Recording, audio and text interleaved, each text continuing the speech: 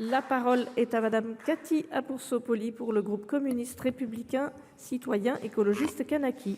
Merci madame la présidente, monsieur le ministre, le gouvernement français se targue de réindustrialiser dans notre pays, mais il ne semble pas tirer les enseignements de 40 années de désindustrialisation, ni s'interroger sur le rôle de la construction européenne dans les délocalisations que nous avons subies.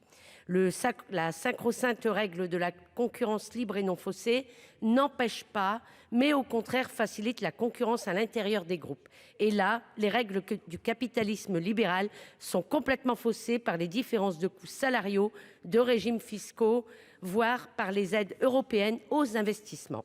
Les grandes multinationales ont pris l'habitude de mettre leurs sites européens en concurrence. Après la chute du mur de Berlin, elles se sont implantées à l'Est. Les nouveaux entrants dans l'Union européenne, bénéficiant largement des fonds structurels, elles ont pu y puiser pour ouvrir de nouvelles usines. Ce sont bien souvent nos salariés français qui sont allés former sur place la main-d'œuvre qui allait bientôt les remplacer.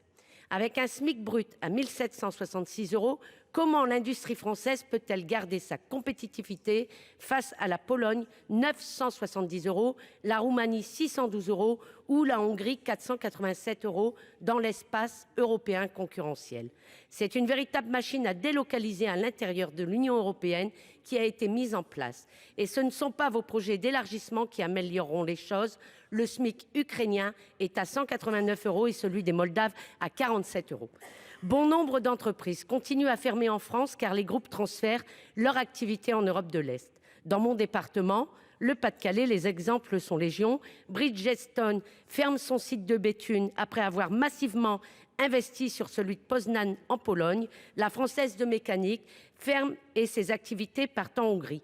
Prysmian à Calais ferme et développe ses investissements en Roumanie.